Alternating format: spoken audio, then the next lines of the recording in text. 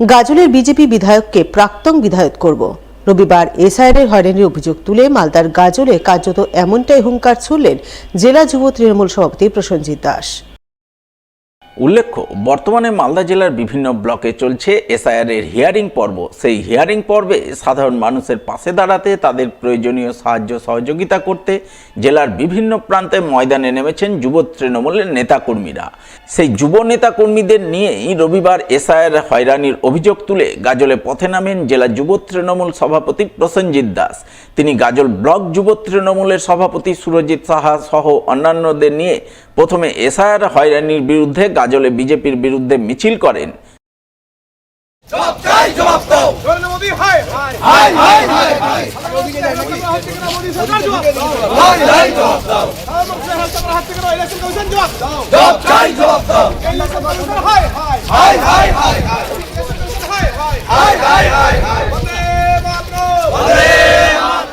মিছিলের পর যুব তৃণমূলের নেতাকর্মীরা গাজল ব্লক ক্যাম্পাসের হিয়ারিং কেন্দ্রে গিয়ে হিয়ারিংয়ের জন্য লাইনে দাঁড়িয়ে থাকা মানুষজনের মধ্যে জল ও কেক বিতরণ করেন, তাদের অভাব অভিযোগের কথা শোনেন এবং সবশেষে জেলা যুব তৃণমূল সভাপতি প্রসেনজিৎ দাস সংবাদ মাধ্যমের মুখোমুখি হয়ে এসআইআর হয়রানির অভিযোগ তুলে বিজেপি এবং নির্বাচন কমিশনের বিরুদ্ধে একযোগে আক্রমণ শানান। গাজলের বিজেপি বিধায়ককে প্রাক্তন বিধায়ক করার হুঙ্কার ছাড়েন। দেখুন, আমি একটা কথা আপনাদের সকলকে উদ্দেশ্যে বলি, এসআইআরের নাম করে যেভাবে মানুষকে হয়রানি করা হচ্ছে, লজিক্যাল ডিসক্রিমিনেন্সির নাম করে হাজার হাজার মানুষের কাছে এই এসআইআরের হিয়ারিংয়ের নোটিশ পাঠানো হয়েছে। গাজলের বিধানসভার মধ্যে প্রায় 60,000-এর উপরে মানুষকে লজিক্যাল ডিসক্রিমিনেন্সির তালিকার মধ্যে মানুষকে ডেকে হয়রানি করা হচ্ছে।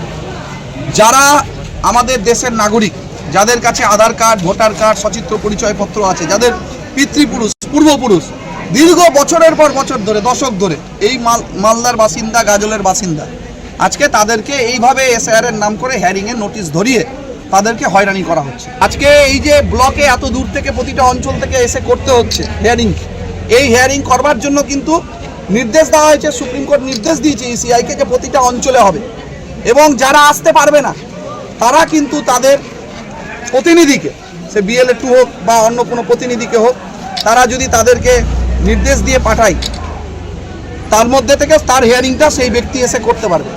এই যে মানুষের প্রতি যে সাহায্য, বিপদের দিনে যে মানুষের পাশে দাঁড়ানো, সেটা তৃণমূল কংগ্রেস আছে। আজকে এখানকার গাজলের যিনি বিধায়ক, ওকে প্রাক্তন এমএলএ বানাবো তৃণমূল কংগ্রেসের, আজকে এখানে আমরা বলে গেলাম। এই মানুষ যখন বিপদে পড়ছে, না বিজেপি, না সিপিএম, না কংগ্রেস, না অন্য কোনো দল, একটা দলকে দেখবেন না মানুষের পাশে দাঁড়াতে। আমরা আজকে যত সামান্য একটু পানীয় জল, একটু খাবার আমরা তাদের হাতে তুলে দিয়েছি তৃণমূল যুব কংগ্রেসের পক্ষ থেকে। অন্যদিকে রবিবার মালদার কালিয়াচক হাই স্কুলের এসআইআর হিয়ারিং কেন্দ্র পরিদর্শন করলেন সুজাপুরের তৃণমূল বিধায়ক আব্দুল গনি।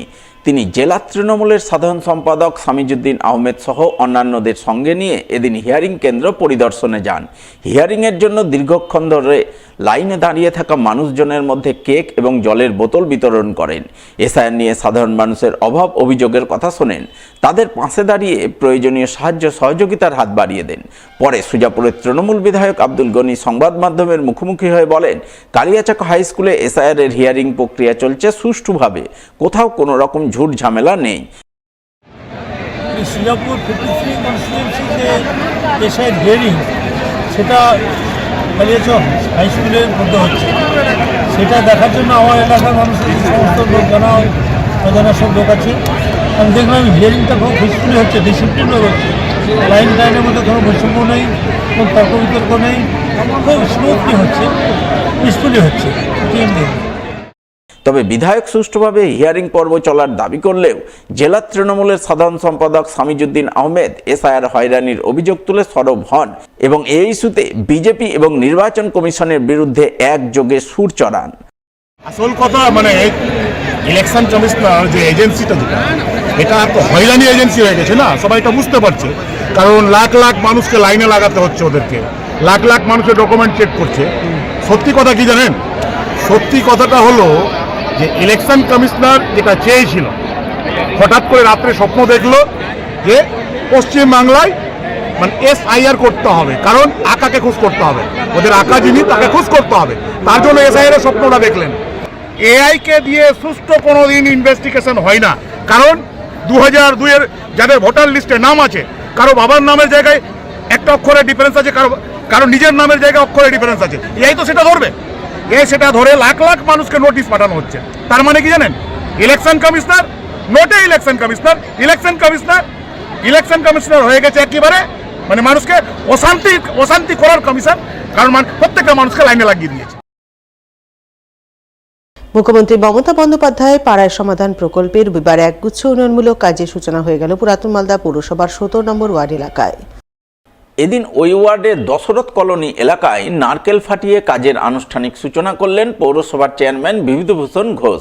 এছাড়া উপস্থিত ছিলেন 17 নম্বর ওয়ার্ডের কাউন্সিলর প্রিয়াঙ্কা চৌধুরী গাঙ্গুলি, 16 নম্বর ওয়ার্ডের কাউন্সিলর শিবঙ্কর ভট্টাচার্য সহ অন্যান্যরা। এই প্রসঙ্গে পুরাতন মালদা পৌরসভার চেয়ারম্যান জানান, মুখ্যমন্ত্রী পাড়ায় সমাধান প্রকল্পের রাজ্যের প্রতিটি বুথ এলাকায় 10 লক্ষ টাকা করে বরাদ্দ করেছেন। সেই বরাদ্দকৃত অর্থে আজ 17 নম্বর ওয়ার্ডের রাস্তা, নিকাশি নালা, ফেভার ব্লক সহ একগুচ্ছ উন্নয়নমূলক কাজের সূচনা করলেন। আজ 17 নম্বর ওয়ার্ড পুরাতন মালদা পৌরসভার আমাদের পাড়া আমাদের সমাধানে এখানে কিছু ড্রেন এবং রাস্তা এবং তার সঙ্গে এখানে একটা রাম মন্দির আছে, সেখানে পেভার ব্লক বসানো হচ্ছে। আজকে এই ওয়ার্ডের মানুষরা এখানে আছে, যে এজেন্সি কাজ পেয়েছে সে আছে। এবং আমরা জানেন যে পুরাতন মালদা পৌরসভা এই আমাদের পাড়া আমাদের সমাধানে 266টা রাস্তা, ড্রেন, ওয়েলকাম বোর্ড, লাইট এরকম বিভিন্ন কাজ আমরা শুরু করেছি।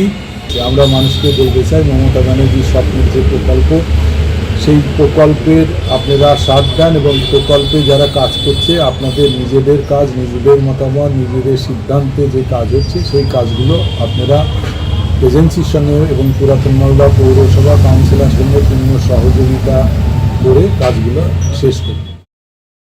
অন্যদিকে হবিবপুর ব্লকের আইহো গ্রাম পঞ্চায়েতের উদ্যোগে একগুচ্ছ উন্নয়নমূলক কাজের সূচনা হলো রবিবার। এদিন আইহো গ্রাম পঞ্চায়েতের 218 নম্বর বুথের আইহো স্ট্যান্ডপাড়া এলাকায় উন্নয়নমূলক কাজের সূচনা হয়। নারকেল ফাটিয়ে কাজের আনুষ্ঠানিক সূচনা করেন হবিবপুর পঞ্চায়েত সমিতির সভাপতি সুকিরানী সাহা। এছাড়া উপস্থিত ছিলেন আইহো গ্রাম পঞ্চায়েতের 218 নম্বর বুথের পঞ্চায়েত সদস্য উত্তম মণ্ডল, পঞ্চায়েত সমিতির প্রাক্তন সদস্য পঞ্চানন বর্মন সহ অন্যান্যরা। জানা গেছে, এদিন আইহো গ্রাম পঞ্চায়েতের 5th এবং 15 ফিনান্স প্রকল্প থেকে মোট 8 লক্ষ টাকা বরাদ্দে 2টি ড্রেন সহ 4টি কংক্রিট ঢালাই রাস্তার কাজ শুরু হয়। আমি আমার এই পাড়ায়, আমার বাড়ি এই পাড়াতেই, আমি এই পাড়াতে যে সমস্যাগুলো রয়েছিল এখানে টোটাল 8 লক্ষ টাকা ব্যয়ে 6টি প্রকল্প ধরেছিলাম। তার মধ্যে 2টো ড্রেন, 4টা রাস্তা। সেই 4টা রাস্তা এবং ড্রেনের কাজ আজকে শুভ সূচনা করলাম আমাদের পাড়ার সবার সহযোগিতায়। 15 ফান্ড আর 5th ফান্ডের প্রকল্পে থেকে।